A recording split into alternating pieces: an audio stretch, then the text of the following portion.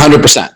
So looking at the H. pylori, right, today's podcast is on H. pylori, it's going to be affecting the digestion of protein. It's going to affect the lowering of that pH in the gut. That nice low pH does three things.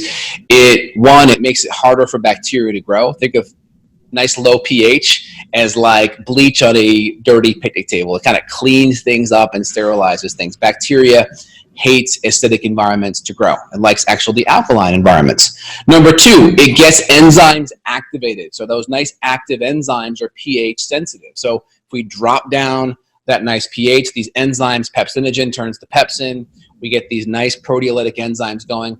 And then all that food that's all kind of mushed up, that's called chyme. All right, that gets emptied into the small intestine, and that nice low pH triggers a whole bunch of bicarbonate from the pancreas, a whole bunch of enzymes, proteolytic enzymes, lipolytic enzymes. That means protein and fat digesting enzymes. And it's also going to trigger that gallbladder to produce a whole bunch of bile, which will help you digest fat as well. So three things, right? It's creating an environment that's harder for bad critters to grow. It's activating enzymes, right? And it's activating a lot of our proteolytic portions, and as well as getting the pancreas and the gallbladder involved. So really important. Yeah, and the whole domino effect has to happen with enough HCl, which you can't make if you have that infection. And we find 80+% of partners share H. pylori too. So this is why sometimes we have to get the husband or the wife or even the kids involved too, because if someone gets better and then 2 to 3 months later symptoms come back or issues return, then we know it's probably just a case of a reinfection. 100%. So if H. pylori is one of these critters that, typically a lot of parasites, they're more fecal oral, so there usually has to be a higher level of intimacy for that infection to pass back and forth, outside of the fact maybe someone didn't wash their hands and cooked a meal for their family. That could happen every now and then. But the bigger thing with H. pylori is that can be spread via saliva.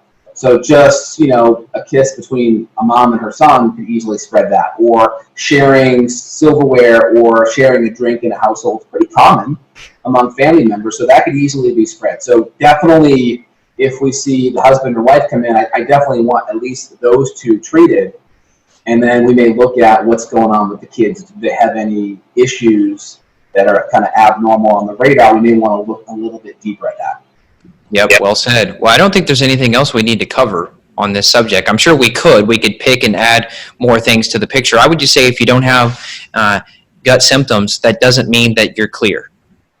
Correct. I think it's good to look at that. And then if you have cognitive issues, or let's say you have mood issues and you're on an SSRI, maybe a medication, that may not be getting to the root cause. And if it's stabilizing, great, but let's get to the root cause.